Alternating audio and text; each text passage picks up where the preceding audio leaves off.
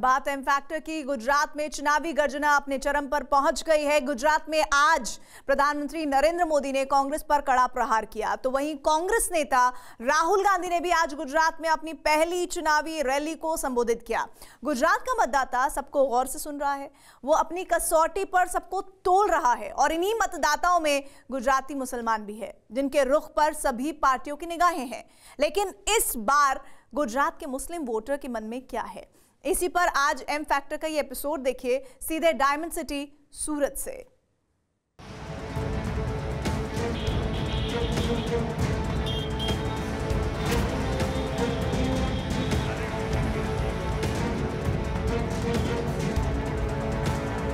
जो काम करेगा वही आएगा।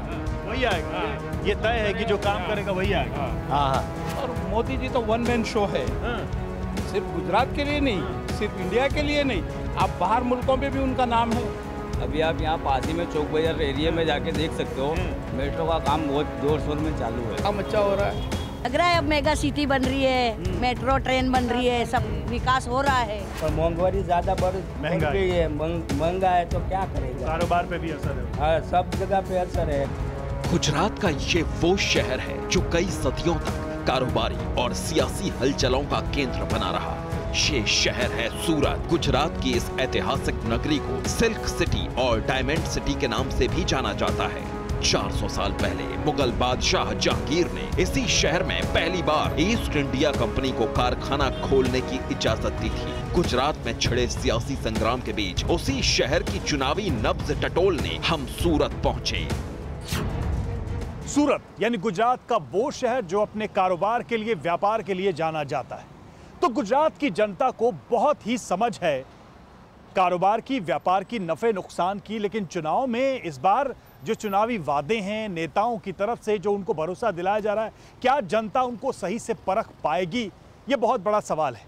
लोगों के क्या मुद्दे हैं, लोगों की क्या चिंताएं हैं और साथ ही लोगों के सामने विकल्प कौन कौन से हैं, इन सभी पर हम आज बातचीत करेंगे। लोगों के बीच जाएंगे, सूरत के बाजारों में जाएंगे, गलियों में जाएंगे, यहाँ के एम फैक्टर्स को तलाशने की कोशिश करेंगे और ये समझने की कोशिश करेंगे कि इस चुनावी सीजन में गुजरात में सूरत का मूड क्या है। सूरत को बीजेपी का पारंपरिक गढ़ माना जाता है। सूरत ईस्ट विधानसभा सीट पर भी पिछले करीब 2 दशकों से बीजेपी का दबदबा है। लेकिन क्या इस बार भी सूरत ईस्ट में बीजेपी अपना परचम कायम रख पाएगी? सूरत में करीब 11% मुस्लिम वोटर्स हर चुनाव में निर्णायक माने जाते हैं, लेकिन इस बार सूरत ईस्ट के मुस्लिम मतदाताओं के मन में कौन है? इस मूड मीटर को समझने के लिए हम यहाँ के एक मुस्लिम बहुल इलाके में पहुंचे। तो रुद्रपुरा जो है सूरत पूर्व यानी सूरत ईस्ट विधानसभा में आता है। इस बार बड़ी कांटे की टक्कर यहाँ बताई जा रही थी, लेकिन कुछ हुआ है पीछे। अब क्या लग रहा है, कैसी सिचुएशन है? बीजेपी कांग्रेस आमने सामने है। अब तो अभी तो बीजेपी आएगी। वो हमारा पूरा आधी रात को भी काम लगते हैं, हम बुलाते हैं आसिफ भाई रंगूनी को। तो आधी रात को चले आते हैं, आ जाते हैं वो। कोई भी काम हुए, छोटा या बड़ा काम, वो तुरंत हाजिर हो जाते हैं। नहीं, एक नारा है गुजरात में, गुजरात नहीं, मैं कहूंगा कि गुजरात से नरेंद्र मोदी निकले और पूरे हिंदुस्तान में एक नारा गया, सबका साथ सबका विकास। आपको लगता है कि आपके साथ खड़े रहते हैं? हमारे साथ आसिफ भाई रंगूनी है, भाजपा के हैं। जो काम करेगा वही आएगा। वही आएगा। ये तय है कि जो काम करेगा वही आएगा। हाँ। तो यहाँ के मुद्दे क्या हैं और किन मुद्दे? तो बहुत है, एक दो मुद्दे नहीं है। यहाँ के मुद्दे क्या हैं? और इस बार देखिए कांग्रेस की तरफ से भी आ रहे हैं चुनाव लड़ने, वो भी आएंगे, आपसे कहेंगे कि हम बहुत कुछ करेंगे। तो दोनों में आप क्या अंतर पाते हैं, क्या डिफरेंस पाते हैं? अंतर तो काम में है ही। हाँ। सबको दिखता ही है। हाँ, काम तो कांग्रेस भी इतना नहीं करते, पर भाजपा ध्यान देती है। हमारे बूथ में बीजेपी ही काम करती है। अरविंद भाई राणा जो है हमारे, वही काम करते हैं और वही आएंगे भी। अच्छा, हम सब का समर्थन उन्हीं को है, बीजेपी को है, अरविंद भाई राणा को है। एक मैं आपसे सवाल कर रहा हूँ, नरेंद्र मोदी का जो चेहरा है वो आप लोगों के समाज में किस तरह से देखा जाता है? मतलब नरेंद्र मोदी को आप कैसा लीडर मानते हैं? गुजरात से निकले हैं, देश के प्रधानमंत्री हैं, दुनिया में उनका नाम चल रहा है, तो आप लोग कैसे देखते? अच्छा लीडर मानते हो। हाँ। काम करते हो और सब काम होता है हमारे बूथ में, तो अच्छे से अच्छा काम। देखिए, हम दिल्ली से आए हैं, आपके गुजरात में हम कई जगह पर गए, कई जिलों में हुआ है, ईस्ट साउथ हर गुजरात में, कोस्टल गुजरात में होके आ रहे हैं, कच्छ से होके आ रहे हैं। हम ये समझना चाह रहे हैं कि यहाँ पर गुजरात मॉडल जैसा कुछ है क्या जिसकी बात हर जगह होती है? बिल्कुल, कितने काम हो रहे हैं। देखो मेट्रो ट्रेन शुरू हो रहा है, हाँ। सारी चीजें हो रही है। और मोदी जी तो वन मैन शो है, सिर्फ गुजरात के लिए नहीं, सिर्फ इंडिया के लिए नहीं, आप बाहर मुल्कों में भी उनका नाम है, वन मैन शो आदमी है। एक दावा किया जाता है गुजरात में बड़ी सेफ्टी है और 2002 के बाद से कभी गुजरात में कोई हिंदू मुसलमान दंगा नहीं हुआ, कोई आपस में लड़ाई झगड़ा नहीं हुआ, शांति रही। आप इस बात से सहमत हैं क्या? बिल्कुल सहमत है, बिल्कुल सहमत है। कहाँ हो रहा है कुछ दंगा? वो एक घटना हुई उसके बाद से यहाँ हमारे यहाँ भी कुछ नहीं हुआ, 92 के बाद हुआ था, उसके बाद कुछ नहीं हुआ। कहाँ है कुछ? तो इसका क्रेडिट किसको जाएगा? देखो इसका क्रेडिट तो बीजेपी ले जाएगा, इनके लीडर है, इन्होंने संभाला है। लग रहा है इस बार गुजरात में क्या लग रहा है? मतलब पिछली बार 99 पे बीजेपी रुकी थी, इस बार क्या लग रहा है? इस बार 150 जाएगी। 150? ये तो मतलब अमित शाह जी कह रहे हैं, हम भी कह रहे हैं 150। वही मैं कहने वाला था, अमित शाह कह रहे हैं 150, आप भी कह रहे हैं, कह रहे हैं 150। और ये रुद्रपुरा के लोगों का भी क्या उसमें पूरा रोल रहेगा? बिल्कुल बीजेपी पूरा आने वाली, समर्थन बिल्कुल रहेगा। समर्थन रहने वाला है। सही कह रहे हैं? सही कह रहे हैं एकदम। नहीं, कुछ तो कारण बताइए, इतना 150 का कारण क्या है इसके अंदर? ऐसे कैसे मान लिया? वर्कआउट दिखता है हमको। 99 से 150 कैसे मान लिया जाए? मतलब भाई आम आदमी पार्टी के भी आए थे कैंडिडेट, लेकिन वो तो चलिए अब यहाँ से हट गए। भाई आएंगे, हाँ। अरविंद भाई का यहाँ पे फुल काम का सपोर्ट है, पूरा सपोर्ट हमारा सब बीजेपी को ही रहेगा। हाँ। यहाँ तो मौजूदा बीजेपी विधायक के पक्ष में हवा साफ नजर आई, लेकिन क्या सूरत ईस्ट के दूसरे मुस्लिम मतदाता भी ऐसा ही मानते हैं? इसका जायजा लेने हम थोड़ा और आगे बढ़े। हजरत ख्वाजा दाना शाह, जी हाँ, उनकी ये मज़ार है और यहाँ पर इसकी बहुत मान्यता है। हम इस वक्त पूर्वी गुजरात विधानसभा क्षेत्र में हैं, जहाँ पर ये दरगाह भी है और बड़ी संख्या में लोग आते जाते रहते हैं, यहाँ पर अपनी दुआएं मांगते हैं। और अब चूंकि चुनाव है तो चुनाव में भी चुनावी ज़ियारत होगी, चुनाव में भी नेता यहाँ आएंगे और अपने लिए जीत की दुआएं मांगेंगे। तो यहाँ हम कुछ लोगों से भी बात करेंगे, यहाँ पर क्या मुद्दे हैं और क्या यहाँ पर बड़े विषय हैं जिसको लेकर लोग सोच रहे हैं। यानी कि जो सूरत पूर्व है उसके विधानसभा के जो नागरिक हैं, मतदाता हैं, वो क्या सोच रहे हैं, इस बार क्या बड़ा मुद्दा है यहाँ विधानसभा का? इसमें मुद्दा ज़्यादातर विकास का मुद्दा होता है। अच्छा। और विकास अच्छा खासा यहाँ होता है, विकास के ऊपर चलता पूरा। तो विकास का तो गुजरात का अपना मॉडल है, मॉडल है, बीजेपी का मॉडल है, नरेंद्र मोदी का मॉडल है, तो उसको कैसे देखते हैं आप? और उसी तरह देखते हैं, जो विकास हुआ है वो हिसाब से काम कर रहे हैं, तो हम भी उसी तरह देखते हैं कि भाई काम अच्छा हो रहा है। और हर चीज़ तो सीधी टक्कर कांग्रेस और बीजेपी के बीच में, तो क्या लग रहा है कि बीजेपी का पलड़ा आपको भारी लग रहा है? बीजेपी का पलड़ा भारी है, भारी है। उसकी वजह क्या है? देखिए ये पूरा मुस्लिम विस्तार है ना। हम यहाँ पे आए हैं और हम ये सीधे सीधे सवाल मुस्लिम मतदाताओं से ही कर रहे हैं कि आप लोगों को क्यों लगता है कि बीजेपी का कुछ भी काम होता है, अब हमारा आसिफ भाई रंगूनी है, फिर अरविंद भाई राणा है, वो आ जाते तुरंत स्पॉट पे आ जाते और कुछ भी काम होता है फौरन। बीजेपी के जो स्थानीय नेता हैं वो आप लोगों से बहुत जुड़े हुए हैं। तो ऐसा कांग्रेस के नेताओं के लिए आप क्यों नहीं कह रहे हैं? अब वो कभी आए नहीं है, कोई दिन जाते नहीं है, तो किस तरह उसको बोल सकते कि भाई आप जुड़ो। सूरत के रुद्रपुरा विस्तार के मुस्लिम मतदाताओं की आवाज को सुनते हुए अब हम एक दूसरे मुस्लिम बहुल इलाके की तरफ बढ़े। यहाँ हमें कुछ मुस्लिम महिलाएं मिली, उनकी चुनावी वाणी को सुनना भी जरूरी था। सूरत पूर्व की विधानसभा सीट के रेल राहत कॉलोनी में है, और जब मैं रेल राहत कॉलोनी कह रहा हूं तो ये मत समझिएगा कि इसका संबंध, इसका रिलेशन रेलवे या रेल से है। गुजराती में इस जगह पर रेल यानी बाढ़, तो बाढ़ से जो लोग पीड़ित थे उनको बसाने के लिए ये कॉलोनी बसाई गई, इसलिए इसको रेल राहत कॉलोनी कहते हैं। हमारे साथ खासतौर पे यहाँ महिलाएं जुड़ी हुई हैं, तो उनसे हम बातचीत करेंगे कि इस वक्त इस जगह पर, इस विधानसभा सीट पर क्या मूड है, चुनावी मूड क्या है। तो इस बार यहाँ क्या लग रहा है आपको? बीजेपी पे आने के चांसेस ज्यादा लग रहा है। ऐसा क्यों कह रही हैं कि बीजेपी के चांसेस ज्यादा, राणा जी के चांसेस ज्यादा? हो सकता है उनका नसीब जागे तो आ जाएंगे। हाँ? आप महिलाएं किसके मतलब उसमें? हम तो बीजेपी की है। हाँ, ऐसा क्यों? क्या कुछ बताना चाहेंगी? काम वाम कुछ लग रहा है अब मेगा सिटी बन रही है, मेट्रो ट्रेन बन रही है, सब विकास हो रहा है, वो हिसाब से हमको ऐसा लग रहा है। कुछ योजनाएं हैं जिसका लाभ आपको मिल रहा है? आयुष्मान कार्ड का मिल रहा है। सही कह रही हैं? हाँ सही कह रही है। तो फिर वो कांग्रेस और हम जानते दूसरे का क्या होगा? जिस वक्त काम में उनकी जरूरत होती है आते ही नहीं है, जैसे कभी नहीं आता। तबीना जी, ये लोग कह रहे हैं कि कांग्रेस और दूसरे पार्टी के लोग आते नहीं हैं, ये चुनाव में तो आएंगे फिर। नहीं आएंगे हमारे। आएंगे वोट मांगने आएंगे, मैं बोल रहा हूं। तो नहीं आए। नहीं आएंगे, भगा देंगे उनको। आएंगे तो हम भगा देंगे। भगा देंगे? हमको जिसको देना है तो उसको देंगे ना। क्या कह के भगाएंगे ये बताइए। हमको आपको वोट नहीं देना है। तो अभी ईजीपी के है, वो हमारा कार्य करते हैं, हमारा जो काम करेगा उसी को वोट देंगे हम। आप लोग कुछ काम एक बात, सब जगह गुजरात में हम घूम रहे हैं तो लोग कह रहे हैं मोदी जी का चेहरा गुजरात में सबसे बड़ा चेहरा। सही है, सही बात है। उन्होंने विकास किया है, विकास किया है हर काम में। वहाँ के जैसे योजना है, जैसे मेट्रो ट्रेन है, ये सबका विकास वही तो कर रहे।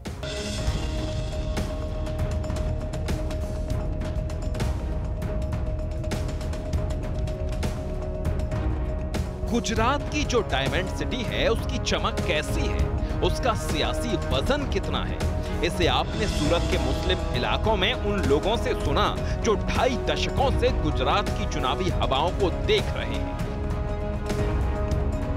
मौजूदा चुनावी रुख को भी समझ रहे हैं और भांप रहे हैं, लेकिन जिनके हुनर की वजह से सूरत का हीरा कारोबार दुनिया भर में चमकता है, वो इस चुनाव में किसकी चमक देख रहे हैं, इसका जायजा लेने हम एक डायमंड कारखाने में भी पहुंचे।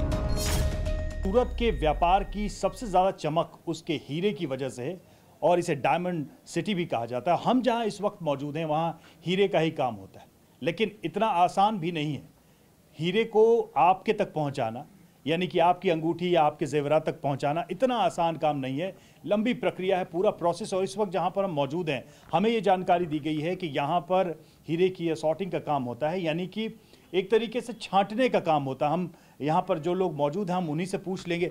थोड़ा सा मैं आपसे जानना चाहूँगा, एक चीज़ बता दीजिए मुझे कि ये यहाँ पे जो सॉर्टिंग जब हम बोल रहे हैं तो इसका मतलब क्या हुआ?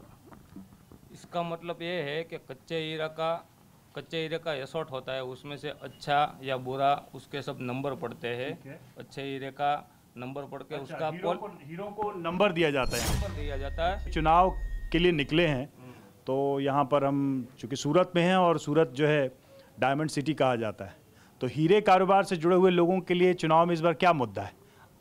चुनाव में मुद्दा तो यही है, हमारे श्री वड़ा प्रधान नरेंद्र भाई मोदी है। अच्छा। वो तो अच्छे आदमी है, लेकिन उसके पीछे जो लोग हैं वो बराबर काम नहीं कर रहे हमारे हिसाब से। अच्छा। तो थोड़ा इस बार परिवर्तन तो होना चाहिए। ऐसा लग रहा है आपको? ऐसा लग रहा है। और सूरत में परिवर्तन, आप परिवर्तन की बात कर रहे हैं? हाँ, बात कर रहा हूँ परिवर्तन। हाँ, इस बार कोई पार्टी नहीं, भाजपा हो या कांग्रेस, उससे कोई मतलब नहीं है, आदमी से लेना देना। हीरा देख लेते हैं, नेताओं को कैसे टेस्ट करते हैं? नेताओं पे उसके काम पर। उसका मशीन है कोई? उसके काम पर। हाँ, मशीन है ना। उसका कौन सा मशीन रखा है? उनको पहचानने का एक ही मशीन है कि जब सूटने आती है उसे मत चाहिए, तब सबके आगे गिड़गिड़ाता है। फिर 5 वर्ष कहाँ पर चला जाता है, कुछ जगह जो काम करेगा वो एक नंबर पर, चाहे कोई भी पक्ष हो, भाजपा हो, आप हो के। लेकिन गुजरात में तो कह रहे हैं कि भाई मोदी जी ही नंबर 1 है। मोदी जी नंबर 1 है, पर अभी काम ऐसा नहीं है। हाँ, वो महंगाई कितनी बढ़ा दिया। जो वो आप आएगा कि कांग्रेस आएगा कि भाजपा आएगा, कोई दिक्कत नहीं है, पर महंगाई ज्यादा बढ़ गई है। महंगा है तो क्या करेगा? तो कारोबार पे भी असर है उसका। हाँ, सब जगह पे असर है। वो हमारे लोगों को पगार बढ़ता नहीं है। तो मुझे लगता है कि जो हीरा कारोबारी या कोई भी कारोबारी, आम नागरिक, उसके पास जो नेताओं को नंबर देने का मशीन है वो वोट है। हाँ, वोट है, वोट है, वोट से नंबर देते हैं। हाँ, वोट से ही नंबर मिलता है। असली मशीन तो वही है। हाँ, बस असली मशीन है, जिसका जैसा काम बोलेगा वही आएगा। तो देख लिया आपने, यहाँ पे मशीनें लगी हैं हीरों को नंबर देने के लिए, कौन से हीरे को कितना नंबर मिलेगा, सर्टिफिकेट मिलेगा। और हीरे से जुड़े जो कारोबार में जुड़े लोग हैं वो भी तैयार हैं नेताओं को नंबर देने के लिए। महंगाई वो रियल फैक्टर है जो हमें एम फैक्टर के हर एपिसोड में सूरत से लेकर सोमनाथ तक दिखी। महंगाई के मुद्दे पर हर गुजराती भाई का राज्य की सरकार से लेकर केंद्र तक से अपना सवाल है, अपनी शिकायत और गुहार है। अब हम सूरत में पब्लिक के बीच सरकार और विधायक के रिपोर्ट कार्ड की पड़ताल करने आगे बढ़ने ही वाले थे, तभी खुद बीजेपी के मौजूदा विधायक ही हमारे सवालों से टकरा गए। सूरत पूर्व की विधानसभा सीट पे मुकाबला बहुत कड़ा हो गया है और सीधी टक्कर भाजपा और कांग्रेस के बीच अब हो गई, क्योंकि आम आदमी पार्टी के उम्मीदवार अब मैदान में नहीं है। और देखिए, अरविंद राणा, अरविंद भाई राणा हमारे साथ खुद मौजूद हैं, भाजपा के प्रत्याशी हैं यहाँ से। कैसी टक्कर दिख रही है अब आपको अरविंद भाई? जी बताइए, कैसी टक्कर दिख रही है? अब तो सीधा हो गया मुकाबला। यहाँ जो टक्कर है वो भारतीय जनता पार्टी और कांग्रेस की रहती है। जब भी चुनाव होता है गुजरात में तो लड़ाई सीधी भारतीय जनता पार्टी और कांग्रेस से होती है, और इस चुनाव में भी हमारी जो लड़ाई है, हमारी जो चुनाव की प्रत्याशी की जो प्रतिस्पर्धा है वो भारतीय जनता पार्टी और कांग्रेस के बीच में ही है। आपने बीजेपी विधायक की दलीलों को तो सुन लिया, उनके दावे को भी देख लिया, अब इसका जवाब लेना भी जरूरी था। तो हम यहाँ से सीधे एक चाय की दुकान पर पहुंचे। लगातार हम बातचीत कर रहे हैं यहाँ की जो लघुमती समाज है यानी माइनॉरिटी, उनके बीच जा रहे हैं, अलग अलग नेताओं से, वोटरों से हम बात कर रहे हैं। और इसी सिलसिले में देखिए दरगाह के ठीक सामने बापू टी सेंटर है और हमें ये बताया गया कि 50 साल पुरानी, और यहीं पर वोटर, नेता, कार्यकर्ता सभी चाय पीने इस इलाके के आते हैं। और एक कह सकते हैं कि एक कोइंसिडेंस ऐसा रहा कि हमारे साथ कांग्रेस के जो यहाँ इस वक्त प्रत्याशी हैं विधायक पद के लिए, असलम साइकिल वाला, वो खुद ही मौजूद थे। तो हमने कहा क्यों ना इस चाय की दुकान पे, बापू की चाय की दुकान पे चर्चा कर ली जाए। आपसे मुद्दा क्या है? चलिए सूरत पूर्व की बात कर लेते हैं। इस बार बड़े मुद्दे क्या हैं? ये तो सूरत का जन्म स्थान है, उद्भव स्थान है। आप यहाँ की सड़कें आज भी देखो तो आपको वही खड्डे दिखेंगे। आज भी यहाँ पानी की समस्या है, ड्रेनेज की समस्या है। आज भी सफाई यहाँ बिल्कुल जो होना चाहिए दूसरे जोन की तरह नहीं है। इधर क्या होना है? 27 साल के बाद सीट लेंगे। ये 27 साल हो गए हमें। 27 साल के बाद ये सीट लेंगे। तो इस बार ऐसा क्या कर रहे हैं कि सीट ले लेंगे? ये पूरी महंगाई देखो, सब देखो ना। मोदी जी का है कि नहीं फैक्टर यहाँ? इधर तो सब जगह ही है। हाँ तो फिर कब होगा वो तो अल्लाह बेहतर जाने। सबका साथ सबका विकास, अब कुछ नहीं रहा विकास। गुजरात का मॉडल कुछ भी नहीं रहा मॉडल भी। अब ये मॉडल नहीं है, पूरी दुनिया में हम मॉडल सुन रहे हैं। जीरो है। इधर सूरत ईस्ट में क्या है? कुछ नहीं है, जीरो है, खाली दिखावा है। तो विधायक उम्मीदवार थे, उनसे भी हमने चर्चा की और आम जो लोग हैं यहाँ आसपास के, उनसे भी बात की। तो लोग अपने मुद्दों को लेकर परेशान भी हैं। यहाँ पे तो कम से कम उनका ओपिनियन यही है कि बदलाव होना चाहिए। तो अलग अलग राय मिल रही है एम फैक्टर में। अब देखिए चुनाव होने वाले हैं और सूरत का मतदाता भी पूरी तरह से तैयार है, नेता भी तैयार हैं और अपने अपने वादों के साथ वो जनता के बीच पहुंच रहे हैं। जनता किस पर विश्वास करेगी, किस पर मोहर लगाएगी, वो पता चलेगा मतदान के दिन, और फैसला आएगा 8 तारीख को। पता चलेगा कि सूरत ने आखिर, और सूरत की सूरत पूर्व विधानसभा सीट की जनता ने आखिर क्या फैसला सुनाया है। विजय निशांत के साथ रवि मिश्रा, सूरत।